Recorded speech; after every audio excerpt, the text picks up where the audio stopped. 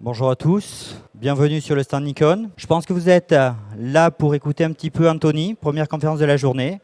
Je vous avoue qu'il est un petit peu flippé à l'idée d'intervenir sur le stand Nikon, mais j'ai plaisir à l'accueillir. Donc si vous avez également plaisir à l'accueillir, Anthony, rejoins-moi sur scène, faut l'aider. Bonjour à tous. Merci d'être venu aujourd'hui en tout cas. Petite présentation de mon métier qui est photographe aéronautique. Donc ça consiste à photographier des hélicoptères et des avions de chasse ou des petits avions pour des clients VIP ou Airbus ou Dassault Aviation ou d'autres. Et voilà, mais je pense que la vidéo parlera un petit peu plus d'elle-même. Je vous propose de regarder d'abord son aire de jeu. Une fois qu'on aura compris son aire de jeu, on va rentrer dans le programme et vous allez voir qu'il y a pas mal de très très belles images.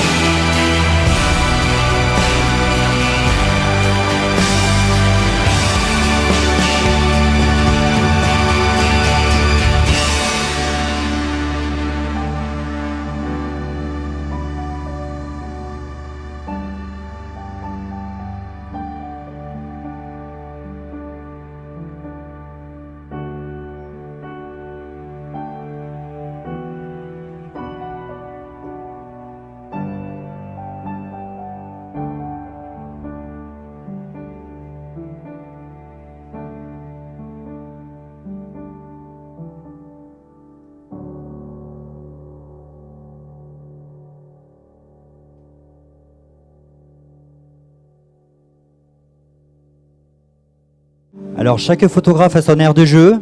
Ben, la sienne, elle est quand même sympa. Qu'est-ce que vous en pensez alors? C'est sympa ou On suit.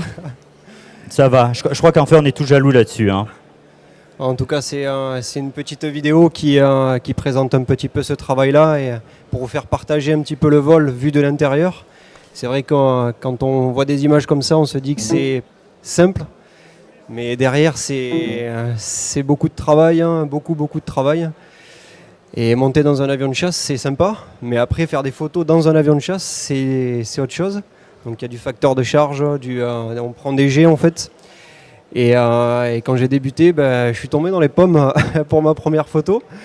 Et c'est des bons souvenirs. Mais voilà, c'est un apprentissage vraiment sur le long terme. Et se positionner avant la photo quand on monte à 90 degrés ou quand on passe sur le dos. Mais bon, c'est sympa. Et puis pour nous, c'était important également de vous montrer son aire de jeu parce qu'il ne fait pas de mine comme ça. Mais en fait, il est dans un environnement extraordinaire. Donc tu vas nous parler de quoi dans cette conférence? On va commencer par les 100 ans de Dassault Aviation. Par quelques séances photos. Bon, il y en a pas mal, on ne peut pas tout montrer. C'est Dassault Aviation est un marchand d'armes, on va dire, et aussi l'aspect vraiment VIP et l'aspect avion civil. Et on ne peut pas tout montrer. Donc on a sélectionné quelques quelques séances photos. Donc on peut commencer par les 100 ans de Dassault Aviation. On va commencer par ça. Ensuite, il y aura un petit retour sur tout ce qui est Jumbo Jet et Rafale. Là également, on va voler. On continuera après, puisqu'il travaille en D5, ce monsieur, il a travaillé longtemps en D3X, à voir un petit peu le matériel Nikon, comment il se comporte sur des altitudes assez extraordinaires. On n'avait pas corrigé, là c'était pas 5000 mètres au lieu de 6000 ? C'était 5000, ouais. Ouais, 5000. je me suis trompé de conférence, ouais, c'est pas grave. C'est bon. Et puis on terminera par un petit boulot que tu as fait au Chili qui est différent, mais toujours autour de l'aéronautique. En fait, j'ai travaillé avec le D3X, de Nikon, donc c'est vraiment un appareil photo fantastique. Et là, je suis parti au Chili avec le D5 pour vraiment essayer le D5 en version opérationnelle.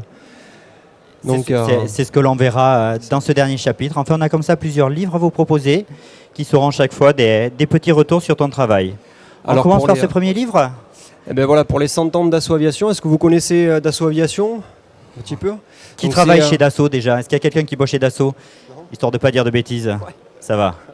Donc voilà, Dassault Aviation, c'est vraiment l'emblème entre guillemets aéronautique chez le constructeur aéronautique français.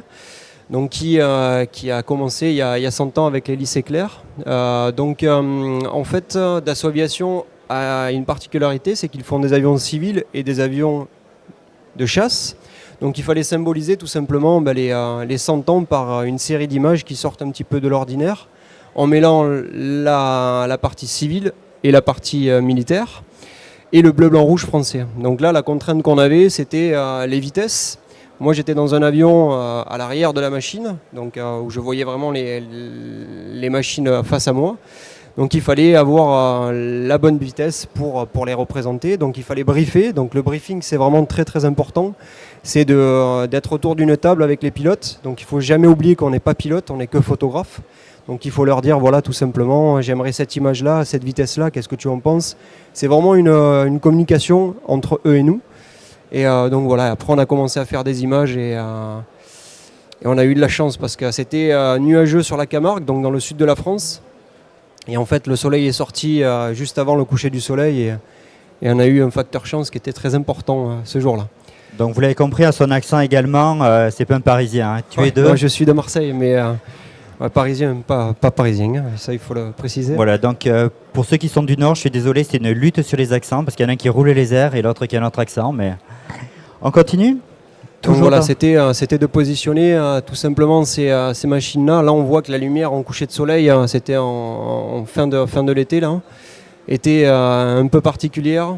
Et on avait un petit voile nuageux. Donc les contraintes, c'était de placer les machines pour pas qu'elles soient confondues, tout simplement, et avoir le bleu-blanc-rouge français. Donc ça a été, on a fait des 360 degrés pour avoir vraiment la lumière qui va bien. Et c'était vraiment un gros bloc. Ce qu'on appelle un bloc, c'est... voilà, différentes machines, la patrouille de France, un Falcon et un Rafale, plus mon avion. Donc ça, c'était vraiment une grosse manip à gérer. Et en fait, la contrainte qu'on avait, c'est que je devais parler à mon pilote qui devait redonner les informations aux équipes.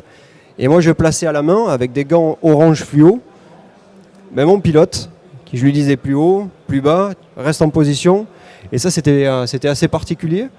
Mais bon, on y est arrivé, mais c'est vraiment un travail d'équipe. Et moi, je suis que photographe. Et ça, c'est vraiment important de le dire, on n'est pas pilote. Et le briefing est très, très important. Et pour nous qui sommes dans un salon d'image, c'est vrai que des fois, quand on voit ce type d'image, on se dit, mais c'est truqué, c'est photoshopé, c'est du copier-coller. Non, c'est de la réalité. C'est pas mal d'intensité pendant une heure, là. Et on ressort de là, on est KO, quoi. On parle toujours de budget de photographe. Des fois, un modèle, ça peut coûter cher aux compagnies. Cette prise de vue, une idée de budget? Voilà, j'ai pas d'idée, mais c'est... Vous avez volé combien de temps? Là, on a volé 1 heure et demie. Donc 1 heure et demie multiplié par 3 et 3, 6, 7, 8, 9, 10 avions, plus le tien, 11. C'est une manip à 100 000 euros. Après, c'est un objet de communication pour le Dassault Aviation, pour marquer le coup vraiment. Et la patrouille de France qui a vraiment joué le jeu pour nous. Et c'est une confiance parce que rentrer dans la patrouille de France, c'est travailler avec la patrouille de France, c'est très particulier. C'est des gens qui sont très réticents. T'es filmé, ils verront le replay. Hein. Ouais, donc, ils sont très réticents à ça, mais c'est une petite famille. Et en fait, une fois qu'ils ont une confiance à la personne, on peut faire des manips comme ça. Là, je leur ai demandé d'aller à une vitesse où ils sont pas du tout à l'aise. Et le leader m'a dit à la fin, c'était très compliqué parce que moi, j'ai un avion qui va à une vitesse minimum, ce qu'on appelle 150 nœuds. Ça fait combien ça? 300 km/h. Et en fait, eux, ils peuvent pas aller. Il fallait qu'ils aillent à une vitesse vraiment minimum. Et voilà, 150 nœuds, ça fait pas 300 km/h. Mais bref, voilà, c'était une contrainte de plus. Mais voilà, confiance avec les pilotes, c'est la base de tout, quoi. Je continue? Oui. On attaque sur un deuxième livre. Alors raconte-nous, là tu nous amènes où? Alors là, je vous amène sur le retrait. Je pense que vous connaissez tous le Jumbo Jet, le 747. Est-ce que ça vous parle? L'avion 747. C'est un avion mythique de chez Air France. Et cette année, en début d'année, ils ont retiré du service cet avion mythique. Et voilà, donc Air France nous a confié avec Éric Magnan, qui a fait les Chevaliers du Ciel, la partie photo et vidéo pour ce retrait-là. Donc on a eu l'idée de faire un vol avec la patrouille de France pour symboliser le bleu, blanc, rouge, tout simplement. Et avec un avion qui est quand même de taille. Et voilà, donc on a commencé à faire à parler un petit peu avec Éric Magnan, avec les pilotes, de ce qui était possible de faire. Et on a réalisé une séance photo un peu particulière, dont un selfie dos, où en fait le but c'était de passer sur le dos, sur le 747, plus les 8 Alpha Jet de la patrouille de France. Quand j'ai présenté ça, ils m'ont regardé un petit peu de travers. Mais en fait, en briefant vraiment au niveau de la sécurité, c'est vraiment passé. C'est une impression où on est assez proche, mais en fait on était à 200 pieds plus haut et au niveau sécurité, c'était parfait. Mais la contrainte, c'était d'être sur le dos pendant quelques secondes, avec le boîtier vraiment face à moi. Et on y est arrivé petit à petit. On a fait 2 passes et la deuxième était parfaite. C'est vrai que dans la lecture de l'image, on ne voit pas toujours bien l'avion sur la partie haute. Et puis les 4 petits derniers, j'espère que ceux qui sont loin le voient bien. Et là, on imagine bien, tu es la tête en bas. Ça s'appelle pas une barrique, ça? Écoutez, c'est ça. En fait, on est sur le dos. On est sur le dos pendant quelques secondes. Et le but, c'est d'avoir vraiment l'arrière-plan, d'avoir le 747. Donc ça, j'ai vraiment pris les images avant. Je me suis entraîné dans la cabine. J'ai fait un repérage avec une ligne pour voir que quand on prend la photo, j'ai vraiment l'arrière-plan. Mais ça, c'est pile poil parce que là, vous avez les contraintes qui sont ici. Donc il fallait que ce soit vraiment parfait. Donc il y a la photo qui arrive juste après. Ou c'est celle d'après, je pense. Voilà, c'est celle-ci. Voilà, la contrainte, c'était de ne pas avoir celle-ci. Donc j'ai eu l'espace de quelques secondes parce qu'on passe en vitesse. C'est même pas une seconde, quoi. Donc j'ai fait 3 photos. La première, malheureusement, comme vous avez vu dans la vidéo, j'ai un raban, une ceinture qui est venue. Donc on l'a refaite une deuxième fois. J'avais pas pensé à ça. On pense à beaucoup de choses, mais on pense pas à ça. Donc on s'est repositionné, on l'a refaite. Et voilà, donc le résultat, c'est ça. Le but, c'est des petits détails, mais c'est d'avoir le France, le bleu, blanc, rouge. Bon, on voit un peu moins les Alpha Jet, mais on les a quand même au début. Et c'était d'avoir ce 747 en arrière-plan. Et ça a été... là, je crois qu'on peut dire qu'en matière de selfie, parce qu'on est d'accord, c'est toi. Hein? Oui, c'est moi. Oui. Donc en matière de selfie, respect. Et voilà, ça c'était une photo, c'était pour Paris Match en fait, pour le retrait du 747. C'était de faire une photo qui symbolise vraiment le bleu, blanc, rouge français. Donc avec Air France, le bleu, blanc, rouge et la patrouille. Voilà, là c'était quand même... c'est un avion qui a une taille assez importante. Et il fallait, pour faire cette image-là, se mettre sur une tranche. Ce qu'on appelle sur une tranche, c'est de se mettre un peu sur le côté et de continuer sur un axe. Et c'est des contraintes de vitesse, des contraintes tout simplement de proportion de machine. Et il fallait donner un top à cette machine, un top à mon pilote pour se mettre sur la tranche et un top à la patrouille de France. Donc tout ça géré en vol, c'est... quand on ressort d'un vol comme ça, on boit une petite bière et on s'allonge sur un canapé, quoi. C'est beaucoup de stress pour... Et ça fait quel effet quand tu appuies sur le mode lecture et que tu te dis « je l'ai » ? Là, intérieurement, c'est un bonheur fantastique, quoi, parce que c'est pareil, c'est des heures de vol avec des budgets qui sont importants et une pression à l'arrière, parce que moi je suis indépendant, je travaille pour des industriels et le jour où, par exemple, une manip comme ça, on se dit on n'a rien ramené, on peut rentrer à la maison et c'est fini pour nous, quoi. Et dans le milieu, c'est une confiance qui est particulière, on n'est pas nombreux à faire ça, mais bon, voilà, on s'amuse bien. On passe sur un troisième chapitre. On appelait Himalaya 5000, donc là on avait corrigé. Ben voilà, on a réalisé ça en mars dernier, donc c'était sur l'Himalaya, c'est au Cachemire, au début de l'Himalaya. Donc c'était de faire une séance photo pour Airbus Hélicoptère, un constructeur d'hélicos qui est basé dans le sud de la France. Donc on est allé faire une séance photo à 5000 mètres d'altitude et porte ouverte. Je ne sais pas si vous voyez, mais il y a un petit peu de buée là. C'est la hauteur, c'est très tôt le matin et moi j'étais sans oxygène. Et porte ouverte à 5000 mètres sans oxygène, c'est donc harnais, il faut être à la porte avec son harnais. Et c'est vrai que déjà, quand on ouvre la porte, bon, il y a l'habitude, mais on est quand même sur l'Himalaya, et il y a quand même le froid qui arrive face à vous, même si vous êtes équipé. Et voilà, on cherchait vraiment un point, on a tourné un petit peu autour, mais le but c'était de montrer vraiment cet esprit de grandeur de l'Himalaya.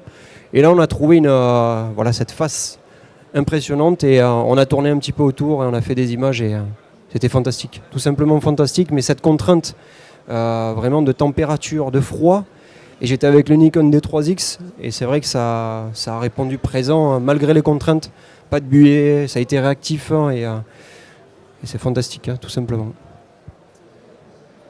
On retraverse le globe, on refait un petit peu d'avion en tant que passager pour arriver dans quelle ville? À Los Angeles. Los Angeles. Bon là par contre c'était c'est tout autre. Le Cachemire c'est très compliqué pour faire des images au niveau autorisation parce que le Pakistan est pas très loin. De venir avec Ils sont pas joueurs. Ils sont pas joueurs du tout, c'est très compliqué. Et de venir avec du matériel photo, avec des GoPro, avec un drone, hein. Déjà de passer l'aéroport, ça a été très compliqué. Et voilà, et là on tombe à Los Angeles où c'est tout le contraire. On avait un budget qui était no limite, façon de parler, hein. Mais c'était des heures de vol pour faire des images que l'on voulait et là on s'est bien amusé. Donc le LAPD c'est la police de Los Angeles et ils volent 24 heures, H24. Il y a toujours 2 hélicoptères qui survolent Los Angeles, même à 1h du matin, 3h du matin, il y a toujours 2 hélicos. Et là le but c'était de montrer l'aspect opérationnel de cet hélicoptère-là. Donc ça a été un accueil fantastique, on a fait quelques images sympas. Il y a le SWAT qui arrive juste après. Donc voilà, on a travaillé un petit peu pour montrer que l'hélicoptère vole dans des configurations opérationnelles. C'est de travailler un petit peu avec le logo mythique d'Hollywood, de travailler sur les speedways. Et voilà, on a travaillé en air-to-air, donc avec un autre hélicoptère. Où moi je suis à la porte, donc porte ouverte. Et on travaille en extérieur et on tourne autour de Los Angeles, mais on cible vraiment les points particuliers. Et on va, voilà, pendant le briefing, on dit voilà, on va aller là, et on fait vraiment la ronde par rapport à ce briefing-là, et on fait nos images par rapport à la lumière qui va bien. Là, c'était fin de journée. Ce qui était bien, c'est d'avoir voilà, les phares des voitures. C'est des détails bêtes, hein, mais c'est des images qui, pour mon constructeur, c'est des images qui sont opérationnelles, on va dire. Voilà, c'est sur Venice Beach. Et là, voilà, l'aspect, là, c'est au fisheye au 16 mm. Pour montrer un petit peu l'aspect extérieur, l'autoroute et la police qui surveille du ciel. Et voilà, après c'est de la photo mytho, hein, ce qu'on appelle. Mais bon voilà, c'était pour montrer tout simplement l'aspect. Pour moi, ce qui est important sur chaque briefing, c'est l'humain. Mettre en avant que des hélicoptères ou des avions, c'est bien, mais après l'humain, c'est la base de la relation humaine qu'on a, la confiance. Donc en fait, c'était de mettre en avant là, le chef du squadron des hélicoptères, plus le SWAT. Je pense que vous connaissez un petit peu tous le SWAT à travers la télé. Et là, c'était tout simplement de les mettre eux en avant et l'hélicoptère en second. Et en parlant un petit peu avec les pilotes, j'ai vraiment apprécié ce regard-là, de cette personne-là qui fait vraiment américain, quoi, vraiment comme dans les pubs, hein, etc. Et voilà, là, j'ai positionné d'abord les gens au sol. Donc une fois que je les avais positionnés, j'ai captivé leur regard, je les ai motivés, quoi. J'ai placé l'hélicoptère à la main en leur disant plus haut, plus bas, descends, rapproche-toi. Et voilà, ça s'est fait comme ça. Et bon, j'ai fait un peu plus d'une dizaine de photos, mais il fallait vraiment avoir le regard de cette personne-là. Et plusieurs fois, je l'ai tapé en lui disant énerve-toi, énerve-toi. Et à un moment donné, voilà, il s'est un petit peu énervé et on a captivé ce regard-là. Et voilà. On revient à Camargue. On revient par chez toi. Ouais, alors ça c'est le Rafale, c'est pour moi un avion. Voilà, en tant que passionné d'aéronautique, moi je suis un passionné d'aéro. J'ai tout quitté pour faire ce travail-là il y a des années. J'étais opérateur dans une raffinerie, quoi, dans le sud de la France, et j'ai toujours voulu faire ce métier-là étant petit. Et le Rafale, il a 30 ans cette année. C'est mon même âge, qu'on a le même âge. Et c'est un avion qui est beau, quoi. C'est un avion qui vole très bien, c'est le discours d'ailleurs de Dassault Aviation, et c'est un avion qui est beau, quoi. Quand on le met en photo, il a des courbes magnifiques, hein, et voilà. Donc ça, c'est cette petite histoire, c'était un plan de peinture pour l'armée de l'air. Il a un plan de peinture un peu particulier, qui est vert, qui est assez bizarre, et il fallait trouver un endroit tout simplement en France, qui rappelle un petit peu ce vert-là. Donc j'ai regardé la carte de la France, Google Earth, en long, en large, en travers. Et en fait, j'ai trouvé les îles de Ouessant, qui sont basées en Bretagne, et qui, à cette période de l'année, en juin, ont vraiment une couleur un peu particulière. Donc quand j'ai demandé à mon pilote, avec 2 pilotes, j'ai dit voilà, on décolle de hier, dans le sud de la France, et on va travailler sur la Bretagne. Au début, il m'a dit mais attends, c'est petit, mais on y est allé. Donc on a fait un ravitaillement en vol, et après on est parti sur la Bretagne. Et là, en fait, on a commencé à tourner un petit peu autour de ces îles-là, et on a commencé à faire des verticales.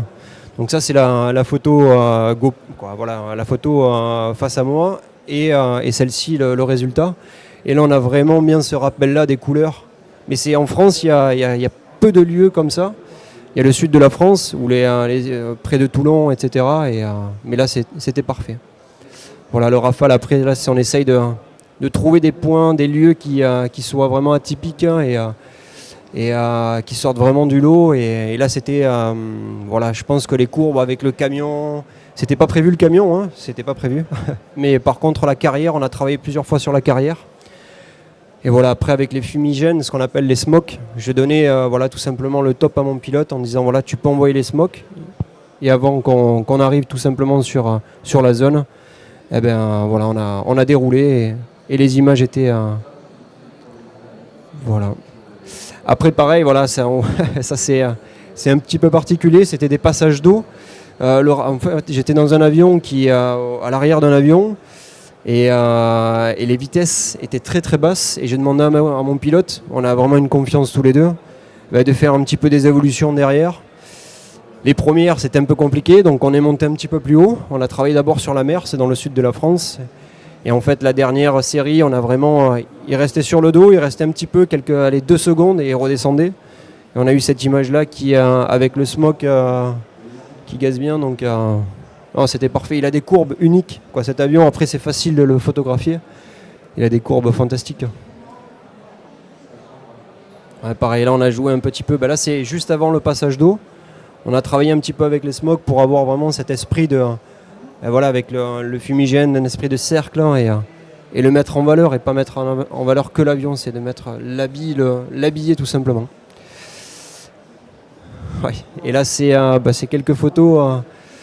On voulait vous montrer que c'est pas facile en fait. Chaque fois la pression, les jets, etc.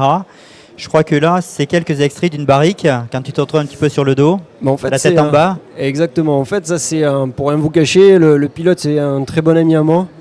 Et en fait, je l'ai branché très souvent en lui disant le Rafale, c'est un avion de femme, hein, j'ai rien contre mais c'est un avion voilà, un peu particulier. Ouais, t'as joué les provocateurs, quoi. Exactement. Et il s'est vengé. Et en fait, à la fin, il m'a dit tu ranges ton appareil photo et on va voir si c'est un avion d'homme ou pas, quoi. Si tu sais voler. Et là, par exemple, pour rien vous cacher, bon là j'ai un petit peu subi, quoi, même beaucoup. Et par contre ici, là en fait, vous avez les yeux ouverts. Là, on prenait 9G. 9G, c'est 9 fois le poids de notre corps. Et là, j'ouvrais les yeux, mais en fait, je ne voyais strictement rien. Donc là, j'ai les yeux ouverts, mais je vois juste un petit morceau de paysage. Mais voilà, c'est sur une pièce de 5 centimes, façon de parler. Mais voilà, et au retour du vol, j'ai mis 10 minutes à me relever de la machine. Donc maintenant, je lui dis que c'est un super avion, que voilà. Mais bon, ça m'a valu. Mais j'aime bien cette façon quand les pilotes de te remercier. Tu leur fais faire des figures un petit peu particulières. T'es exigeant dans les briefs. Voilà, et te remercier à leur façon. Voilà, sur la partie briefing, il faut être carré. Mais après, c'est vrai qu'on a à l'extérieur, voilà, on parle un petit peu de la vie, etc. T'as combien d'heures de vol, toi? Bon, très peu. Je suis tout jeune dans le milieu, mais je dois avoir 100 heures de vol en chasseur. Et par contre, il y a un grand photographe qui travaille avec Nikon qui s'appelle Katsu Tokunaga, qui est vraiment un japonais qui a un savoir-faire unique. Et il a 2000 heures de vol en chasseur et il parle le même langage qu'un pilote. Donc c'est un apprentissage parce qu'on n'est vraiment pas pilote. Et pour briefer, voilà, des fois on est à 5 mètres les uns des autres. Il ne faut pas se louper, quoi, parce que c'est des heures de vol qui coûtent énormément.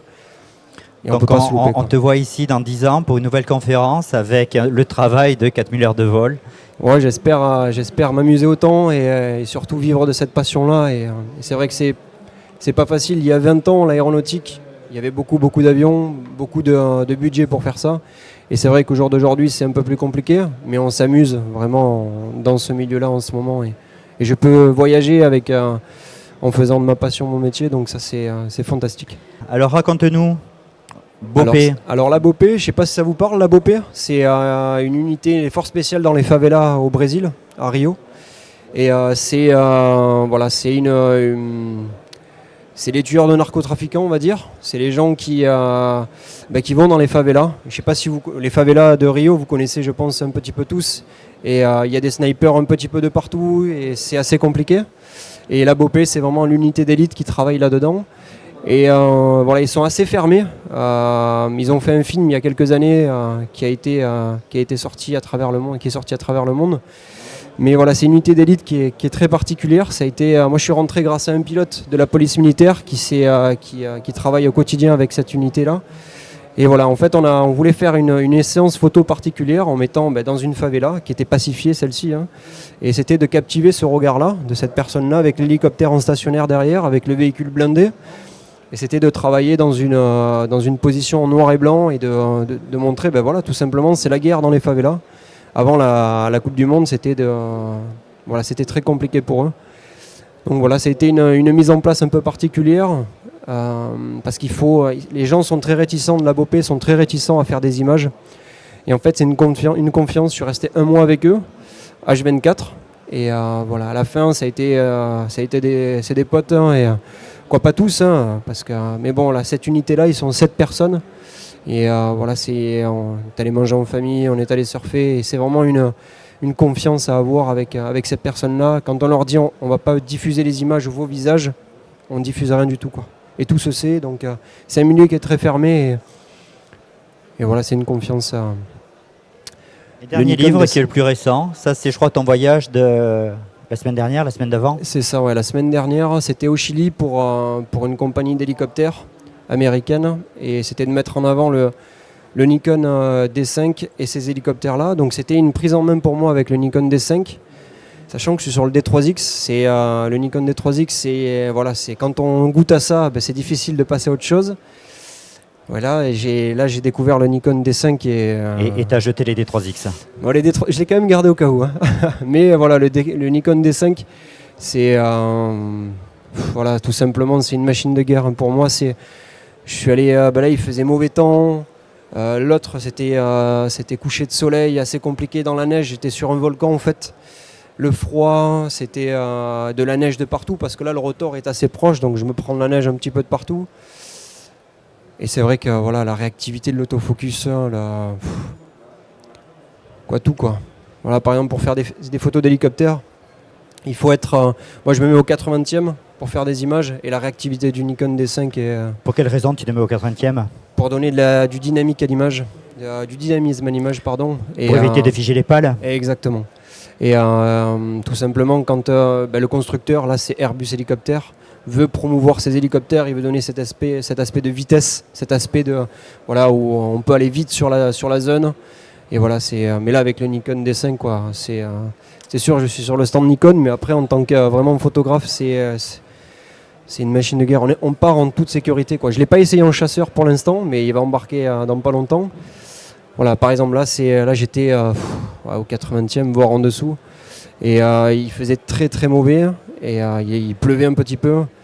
Et c'était de faire des images tout simplement opérationnelles avec des commandos. Voilà, l'image est en basse définition, mais je suis monté en ISO et la réactivité, tout était vraiment parfait, quoi. Je pense que la stabilisation des optiques doit t'aider également à suivre. Énormément, oui. Donc ça c'était un petit peu le dernier. Qu'est-ce qui te plaît dans ton métier ? Écoutez, c'est un métier passion, je le dis et je le répète. C'était compliqué quand je me suis lancé, parce que la confiance d'un petit jeune qui arrive avec des pilotes d'essai, des pilotes qui ont des heures et des heures de vol, ça a été très compliqué. Mais en vol, par exemple, en avion de chasse, ça ment pas. Et là, on se ment même pas à soi-même, hein. on est face à la réalité du facteur de charge.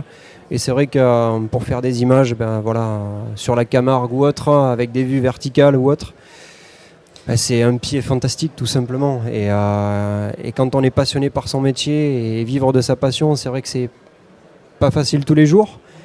Mais en vol, on voit les choses différemment. Et je vous conseille vraiment, si vous avez le temps, de faire du planeur, de faire de l'hélicoptère. Le planeur, c'est vraiment pas cher du tout. Et les gens qui sont dans les aéroclubs sont vraiment des passionnés. Et n'hésitez pas à aller les voir. Et la terre vue du ciel, c'est incomparable. Donc n'hésitez pas à aller voir ça. On vous remercie à tous. Une très Merci bonne beaucoup. continuation. Je crois qu'on peut l'applaudir. Merci, désolé de... Et je vais juste C'est une repasser première. son petit film, histoire de terminer et de revenir dans son aire de jeu. Puisqu'on a découvert tout à l'heure, on était dubitatif, on a vu ces images et je pense qu'on est tous séduits. Dans tous les cas, merci Anthony. Merci.